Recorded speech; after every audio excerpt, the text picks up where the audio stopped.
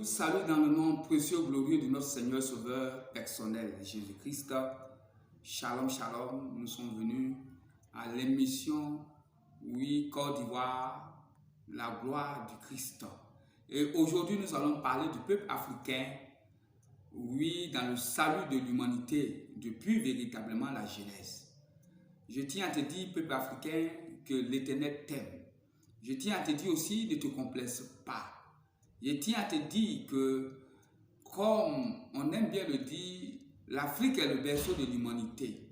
Donc, nous devons prendre notre part dans les derniers temps. Et l'Afrique doit se réveiller spirituellement. Et nous ne pouvons qu'avoir un vrai spirituel dans le Seigneur Jésus-Christ. Ne laisse personne faire ton histoire. Lorsque une personne fait ton histoire, écrit ton histoire, il met le mensonge, il trompe ton histoire.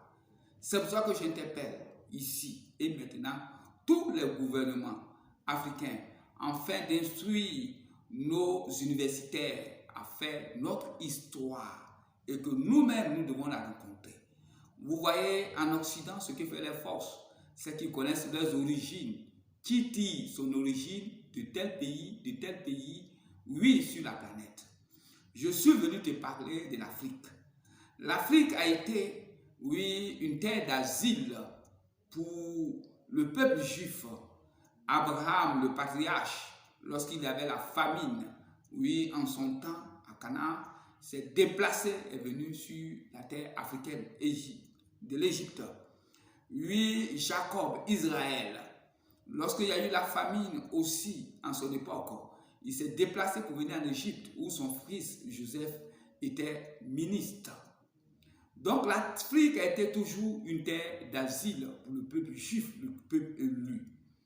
Au temps de notre Seigneur Jésus-Christ, lorsqu'il est né et que Hérode voulait l'assassiner, le tuer, il y avait l'Europe, il y avait l'Asie. Mais notre Père a choisi l'Égypte, la terre africaine, afin de venir faire réfugier lui qui est le salut du monde, Jésus-Christ.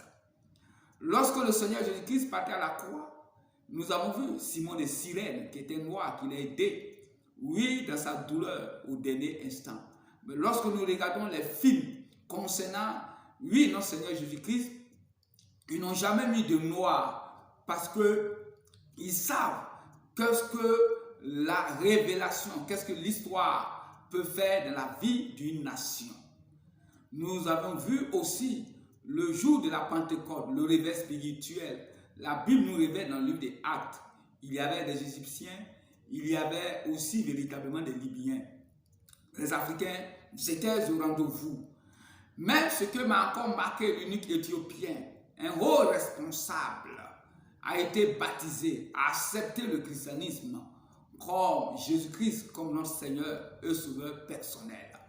Donc, chers frères et sœurs, je t'invite à comprendre véritablement ce message. Le Seigneur ne t'a pas abandonné. On t'a toujours laissé pour compte.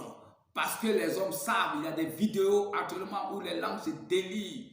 Du côté même des Juifs qui disent que la race africaine est une race forte, est une race puissante. Ils t'ont fait croire que tu n'es rien. Mais je te dis que tu es quelque chose. C'est notre heure. Nous sommes à l'heure de la grande spiritualité. Le temps de l'avènement du Christ, c'est pour cela que je t'appelle.